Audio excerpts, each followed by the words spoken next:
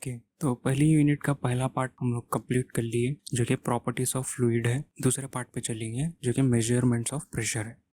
Measurement of pressure में हमको ये 5 चीज़ें देखना है। तो सबसे पहली चीज़ है मेजरमेंट ऑफ प्रेशर में हाइड्रोस्टैटिक लॉ क्या चीज़ है और पास्कल लॉ क्या चीज़ है। दो बेसिक्स है, ये देखना है, ये दो लॉज के बारे में देखना है।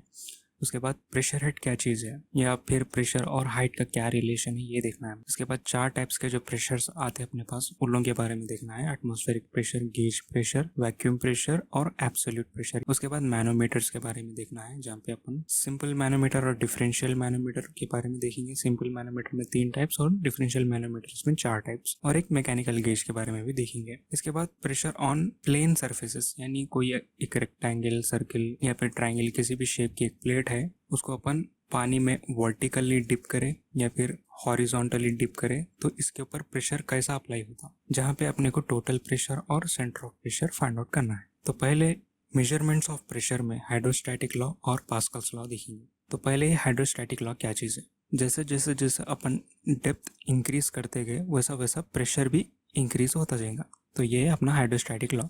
The pressure in a fluid at rest, जैसे जैसे डेप्थ इंक्रीज होंगी वैसा वैसा प्रेशर भी इंक्रीज होगा। The pressure increase with the depth due to the weight of the fluid above.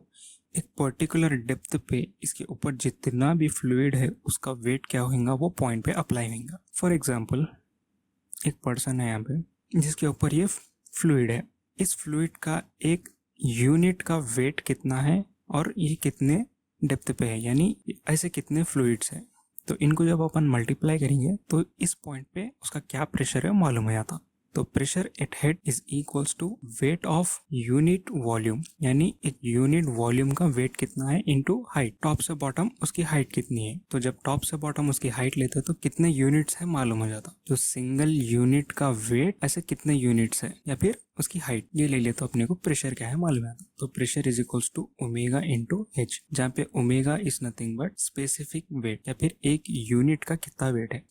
इसको अपन डेंसिटी इंटू ग्रेविटी भी लिख सकते, ऑलरेडी डिस्कस करे थे। अब इसके यूनिट्स क्या निकलेंगे, तो अपने को मालूम specific weight is nothing but weight by volume. तो वेट के यूनिट्स रहेंगे न्यूटन और वॉल्यूम के यूनिट्स रहेंगे मीटर क्यूब, यानी metre, metre and metre, length, breadth and height. और हाइट के जो यूनिट्स रहेंगे वो मीटर्स में रहेंगे। तो यहाँ पे newton, metre cube and metre. तो ये न्यूमरेटर में, डिनोमिनेटर में है, एक m इधर कट जाता, एक m इधर कट जाता, 2 m बच जाते। तो जो इसके यूनिट्स आएंगे न्यूटन पर मीटर स्क्वायर, यानी कि प्रेशर के यूनिट्स आएंगे अपने को। एक और एग्जांपल देखेंगे, जैसे यहाँ पे 2 अलग अलग फ्लूइड्स है। सपोज ये वाटर है और ये पेट्रोल है। तो टोटल सरफेस तो अपने को ये दिख रही, लेकिन इस पॉइंट पे क्या प्रेशर है वो अपने को फाइंड आउट करना है।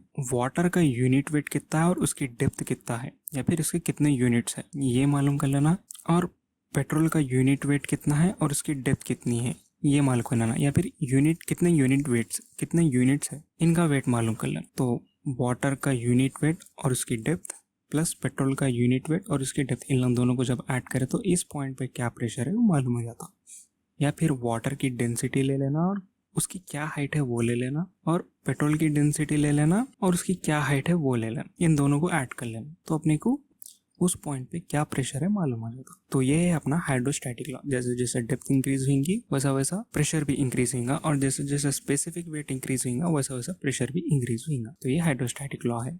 इसके बाद पास्कल्स लॉ क्या है वो देखेंगे। तो किसी भी पॉइंट पे अगर अपन प्रेशर को चेंज करें तो वो पूरे वेसल में इक्वली अप्लाई होता, और ये क्लोज वेसल में होता। वेसल पूरा क्लोज है तो इस पॉइंट पे अपन कुछ भी छेड़छाड़ करे तो पूरों पे अप्लाई होता हो। तो ये है अपना पास्कल का law. Pressure exert at a point is equal in all direction. इसको ऐसा भी एक्सप्लेन कर सकते हैं कि एक मॉलिक्यूल हर डायरेक्शन में सेम प्रेशर अप्लाई करता। Increase at one point result in increase in all other point. अगर एक पॉइंट पे प्रेशर इंक्रीज हुआ तो ये ऑल अदर पॉइंट पे इक्वली इंक्रीज होता। जैसे कि एग्जांपल लेंगे, सपोज ये एक मॉलिक्यूल है वाटर का और ये एक मॉलिक्यूल है। यहाँ पे डेप्थ की वजह से इसका जो प्रेशर है वो 1 यूनिट है। अगर अपन इस पॉइंट पे 1 यूनिट और बढ़ा दिए प्रेशर तो इस पॉइंट पे इसका प्रेशर होगा 2 यूनिट, लेकिन ये पूरे डायरेक्शन में सेम अप्लाई करेंगे तो इस पॉइंट पे भी क्या हो जाएगा, प्रेशर ऑलरेडी डेप्थ की वजह से 1 था, यहाँ पे अपन प्रेशर 1 यूनिट अप्लाई कर दिए तो यहाँ पे भी वो +1 हो जाता। तो इस पॉइंट पे भी अपने को जो प्रेशर आएगा वो 2 आएगा। और एक एग्जाम्पल, अब ये थर्ड मॉलिक्यूल है, इस पे ऑलरेडी हाइट की वजह से जो है 2 यूनिट्स प्रेशर है, लेकिन अपन यहाँ पे ऑलरेडी 1 यूनिट प्रेशर इंक्रीज करें तो इस पॉइंट पे भी 1 यूनिट प्रेशर इंक्रीज हो जाएगा, तो इसका टोटल प्रेशर रहेगा अब 3 यूनिट्स। और इसी तरह ये 4th पॉइंट पे भी डेप्थ की वजह से प्रेशर 2 है, लेकिन यहाँ पे अपन 1 यूनिट इंक्रीज या डिक्रीज करें तो इस पॉइंट पे भी 1 यूनिट इंक्रीज या डिक्रीज हो जाएंगे, तो अभी इसका प्रेशर रहेगा 3। तो पास्कल्स लॉ ये बोलता है कि किसी भी एक पॉइंट पे अगर अपन प्रेशर में कुछ भी चेंजेस करें तो पूरे वेसल में चेंजेस होते हैं, या फिर ये जो पॉइंट है इस पे जो प्रेशर है वो हर डायरेक्शन में इक्वली अप्लाई होता। तो ये पास्कल्स का लॉ है। हाइड्रोस्टैटिक लॉ जो है ये ओपन चैनल फ्लो में यूज होता। इसका मतलब जैसे रिवर्स है, कैनाल्स है, जहाँ पे वाटर एटमॉस्फेयर में इंटरैक्ट कर रहा। और पास्कल्स लॉ जो है क्लोज चैनल्स में यूज होता, जहाँ पे वाटर पाइप से पास हो रहा। इसके बाद प्रेशर हेड क्या चीज़ें देखेंगे। प्रेशर हेड अपन ओपन चैनल और क्लोज चैनल दो में भी यूज कर सकते। Pressure head is the height of the liquid column that corresponds to a particular pressure exerted by the liquid column. यानी ये लिक्विड इस पॉइंट पे जितना भी प्रेशर डाल रहा, इस कॉलम में एग्जैक्ट अमाउंट में वाटर राइज होता। ये तो ओपन चैनल की बात होगी।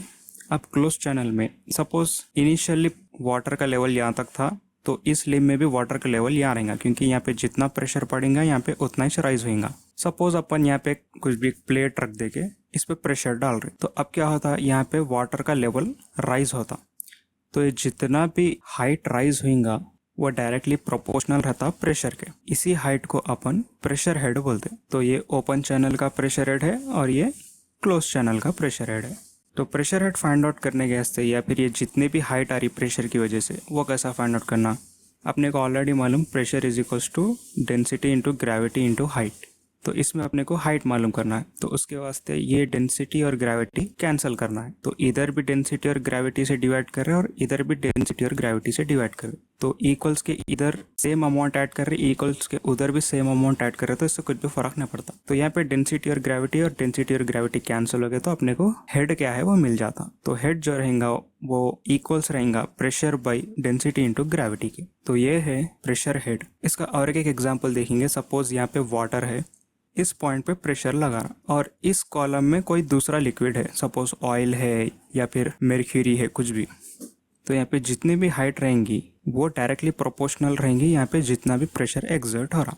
सपोज एक पाइप में वाटर फ्लो हो रहा, सर्टेन पॉइंट पे अगर अपन एक होल बना दिए तो इससे जो है वाटर ऊपर की तरफ जंप करता। उस जंप की जितनी भी हाइट रहेंगी, या फिर सपोज इधर एक पाइप भी लगा लिया अपन, तो इस पाइप में जितना वाटर लेवल राइज होगा वो डायरेक्टली प्रोपोर्शनल रहेगा इस पाइप में कितना प्रेशर है। इसके बाद कुछ न्यूमेरिकल्स देखेंगे।